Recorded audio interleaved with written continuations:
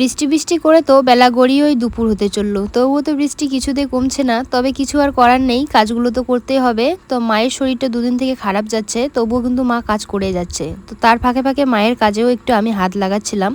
তো এই যে সিঁড়িগুলো দেখতে পাচ্ছ, যেহেতু জুতোগুলো উপরে রাখি তার জন্য কিন্তু একটু মাটি মাটি হয়ে গিয়েছিল। তো তার জন্য সেগুলো আর কি আমি বালতিতে করে জল নিয়ে এসে এখন ভালো করে ধুয়ে নিয়ে নিচ্ছি। আমার মার হচ্ছে এটাই সমস্যা যে প্রেশারের ওষুধ না খেলে প্রেশার হাই হয়ে যায়, আর প্রেশার যদি হাই হয়ে যায় তখন মাথা ঘুরে বমি পায়। তো তার জন্য মাকে বলছিলাম যে প্রেশারটা দেখে নিতে হবে। ওই যে মনে করো শুধু প্রেশারের ওষুধ খাচ্ছ আর সেরকম করে থাকলে হবে না, ভালো করে ডাক্তার দেখিয়ে নিতে হবে। যখন মায়ের শরীর খারাপ হয় বা অসুস্থ হয়ে পড়ে তখন শুধু মাকে আমি একটা কথাই বলি যে মা, তুমি আর বাবা ছাড়া আমার কেউ নেই, তোমাদের যদি কিছু হয়ে যায় তাহলে আমি কার বাড়িতে আসবো আর কার বাড়িতে এসেই বা থাকবো?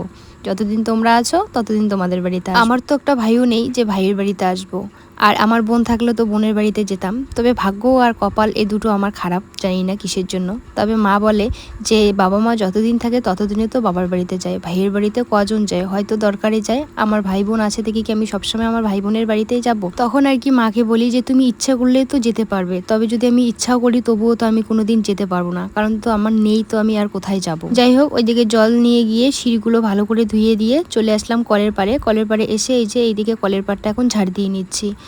সকালবেলা উঠে আর ঝাড় দেওয়াই হয়নি কলের পাড়টা, উঠানটা তবুও বা ঝাড় দিয়েছি। আর এদিকে ঝাড় দিতে দিতে যেহেতু ভিজে যাব, ভালোই বৃষ্টি পড়ছিল, তাই এক হাতে ছাতা নিয়েছে আর এক হাতে ঝাড়ু নিয়ে ঝাড় দিয়ে নিচ্ছি। এই নারকেল গাছটা কলের পাড়ে হওয়ার পরে না আমার বাসন মাজতেও ভয় লাগে আর ঝাড় দিতেও ভয় লাগে। ভয় লাগে যদি মাথার উপর নারকেল পড়ে যায়। তবে এই নারকেল গাছটা কিন্তু আমরা লাগাইনি, ওইখানে একটা নারকেল গাছ ছিল আর সেখান থেকে পড়েই নারকেল গাছ হয়েছিল। আর বাবা সেখান থেকে তুলে অন্যখানে লাগায়ও নি, ওইখানেই এখন বড় হয়ে গিয়েছে। আর এত বড় হয়ে গিয়েছে এখন আর কাটতেও মায়া লাগে।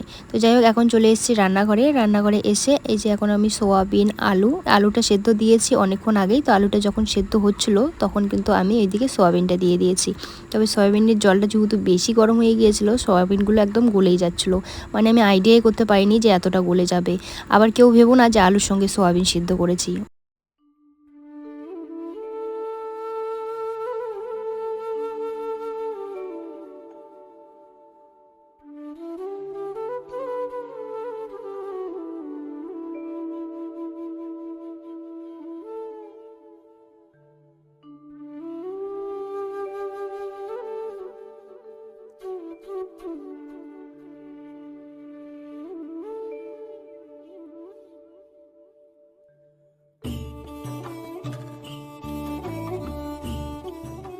আজ যেহেতু শনিবার, আজ হচ্ছে আমাদের বাড়িতে নিরামিষ। তো কালকে তো মানকচু খেয়েছি, তবে টেস্ট লেগেছিল, আজকেও মানকচু এনে কেটে দিয়েছে মা। তো সেটাই আর কি আমি ভেজে নিচ্ছি, আর ভাজা হয়েও গিয়েছে আর এখন নামিয়ে নিচ্ছি। যখন উনুনটা জ্বলবে জ্বলতেই থাকে, তো তার জন্য ওইদিকে এই যে আমি লাকড়িটা বের করে দিলাম, বাইরে বের করে রেখে দিয়েছি, তবুও কি পরিমাণে জ্বলছে। তো যাই হোক, এদিকে মানকচুটা আমি নামিয়ে নিলাম আর এখন আমি সোয়াবিনটা রান্না করব। তো তার জন্য ওখানে আমি তেল দিয়ে দিলাম, আর এখন ওই যে লবণ হলুদ দিয়ে ভালো করে ঘেটে নিয়ে তারপরে আর কি সোয়াবিনটা দিয়ে দেবো। কড়াইটা যদি আমি ভালো করে গরম না করি তাহলে কিন্তু ওই সোয়াবিনগুলো না লেগে যায়, তার জন্য ভালো করে কড়াইটা গরম করে নিয়ে তারপরে আর কি তেল দিয়েছি। তো এখন আমি সোয়াবিনটা ভেজে নিয়ে নেব। আর উনুন যা পরিমাণে জ্বলছে, সবগুলো যদি রেডি করে একসঙ্গে বসতাম তাহলে ভালো হতো, কারণ এইদিকে এটা করতে ওটা করতে এইদিকে আবার উনুনের মধ্যে সবজিগুলো পুড়েই যাচ্ছে। তো যাই হোক, সোয়াবিনটা ভাজা হয়ে গিয়েছে, সেটা আমি নামিয়ে নিয়েছি। আর আলুগুলো যে সেদ্ধ করে নিয়েছিলাম তো সেটা ছুলে নিয়েছি। ছুলে নিয়ে এই যে এখন আমি দিয়ে দিয়েছি কড়াইয়ের মধ্যে, আর মশলা বেটে দিয়ে দিলাম। ওখানে হচ্ছে লঙ্কা জিরা এগুলোই দিয়ে দিয়েছি, আর ফোড়নই দিয়েছিলাম আমি 5 ফোড়ন।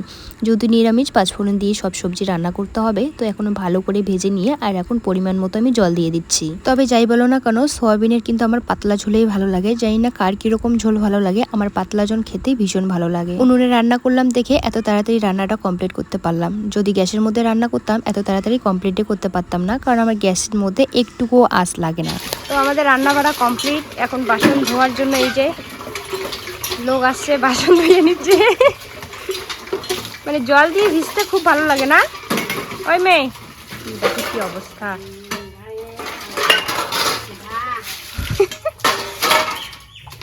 জল দিয়ে ভিজতে সারাদিন। দিদুনকে দাও, দিদুন তুই পারবে না, জল ছাড়া কিচ্ছু বুঝে না।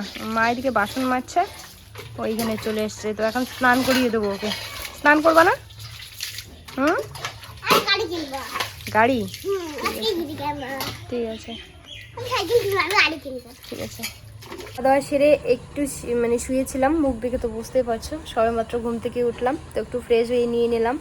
আর মামাম এখানে এই যে দেখো মোবাইল দেখছে, আর এখানে মশারি টাঙিয়ে শুয়েছে, কারণ মশারি না টাঙালে ঘুমাই যায় না, ওই ছোটো ছোটো গুড়ি গুড়ি মশা চলে আসে। এখন মামাম বায়না ধরেছে যে ও খাবে পিঠা। তো এখন আতপ চাল বা কোথায় পাবো, আর পিঠা বা কীভাবে ওকে বানিয়ে দেবো। তো তার জন্য বাবাকে বললাম যে সুজি নিয়ে আসতে। তো বাবা এই যে সুজির প্যাকেট এনে দিয়ে দিল। আর এখন মামামকে আর কি সুজি ময়দা দিয়ে, ময়দা তো সেদিনের আছেই একটুখানি, ওই সুজি আর ময়দা দিয়ে এখন বানিয়ে দিব পিঠা। তো চলো এখন যাবো রান্নাঘরে। বিকেল টাইম, আর এখন আমি বানাচ্ছি পিঠা। তো কি দিয়ে পিঠাটা বানাচ্ছি, এখানে আছে ময়দা, সুজি আর চিনি দিয়েছি। এই ময়দা সুজি দিয়ে পিঠা বানাবো, কারণ বাচ্চা আবদার করলে কিচ্ছু করার নেই, তখন একটু বুদ্ধি খাটিয়ে আর কি কাজ করতে হয়। যেহেতু বাড়িতে আতপ চাল নেই, আর আতপ চাল থাকলেও গুঁড়ো করতে লাগবে, তার জন্য নর্মালি বানিয়ে দিচ্ছি এই যে পিঠা। তবে এই পিঠাগুলো খেতে কিন্তু আমার বেশ ভালো লাগে, কারণ মামামও খেতে ভালো পায়, কারণ একটু নরম নরম হয়, যেহেতু সুজি বেশি করে দিলে একটু নরম হয় আর ভালো লাগে। এইদিকে আমি গরম জল দিয়ে ভালো করে মেখে নিয়ে নিচ্ছি, আর ওখানে আমি কড়াইয়ের মধ্যে তেল দিয়েছি। তেল ওইদিকে গরম হতে থাক। তো এদিকে দেখো তেলটা তো গরম হয়ে গিয়েছে, আর ফাইনালি আমি কিন্তু ভাজাও শুরু করে দিয়েছি। তো এই যে আমি ছোট ছোট করে ভাজছি, কারণ দেখছি যে কীরকম হয়। তবে যতটা ভেবেছিলাম খারাপ হবে, খারাপ হয়নি, ওই ভালোই হয়েছিল, আর ফুলকো ফুলকো ভাবে ফুলছিল। মামাম এই কড়াইটা দেখার পরে বলছে, দিদুন এই কড়াইটাতে না ডিম ভাজলে ভালো হবে। দেখেছো, এইটুকু বাচ্চা জানে যে কোথায় ডিম ভাজলে ভালো হবে আর কোথায় ডিম ভাজলে ভালো হবে না।